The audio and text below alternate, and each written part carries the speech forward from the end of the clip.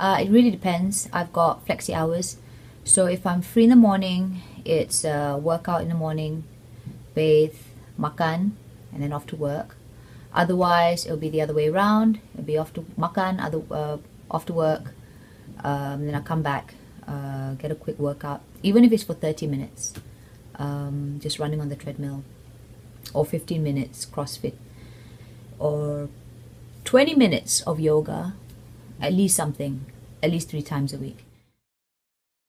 In the morning, I start off with my supplements before going off to the gym. And then I come back, either I have omelette with wholemeal bread, 2 slices, or oatmeal with low fat milk, that's like 1 cup, and maybe a fruit, or with yogurt. On cheat days, I have my nasi lemak or my roti canai, but that's rarely the case right now because my husband's a real health freak. So because of that, I'm trying to support him. So he's all into juicing right now, which comes to my other thing. It's the diet tips we're into juicing. So the rule of thumb, according to one person, is you do 70% vegetables, 30% fruits. A lot of people think that juicing, it's okay if you're going with lots of oranges and apples, and even though you're not adding any sugar, it is still high in fructose. So at the end of the day, it is still sugar. So you should be reducing that and taking more on vegetables. A lot of people are worried because you don't get the juiciness of most of the greens, but you can use cucumber instead. That's really, really good.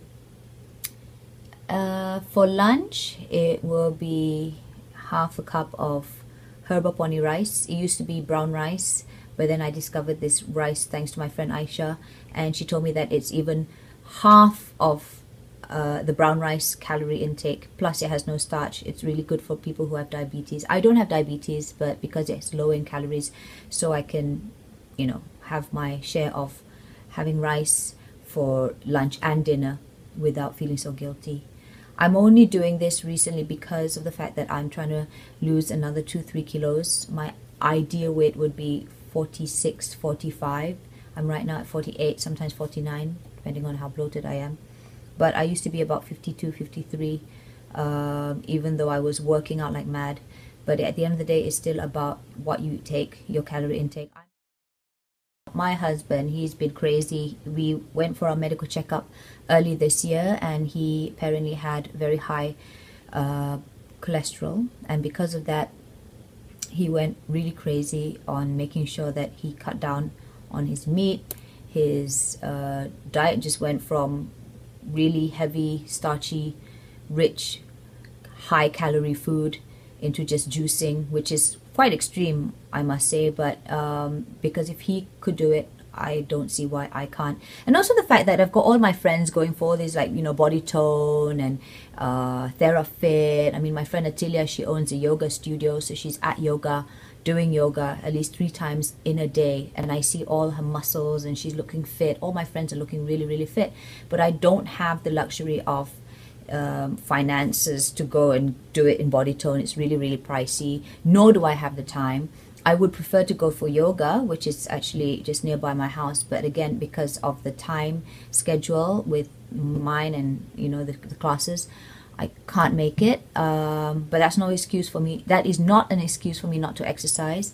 So this motivates me, and I've seen the results when I've started not just working out. And it's not just working out like 1-2 hours, some crazy workout. It's just consistent daily workout, at least 30 minutes in a day, 3-4 times in a week, and then eating according to my ideal calorie intake for a day, which is 1,200. So yeah, this motivates me. I see the results.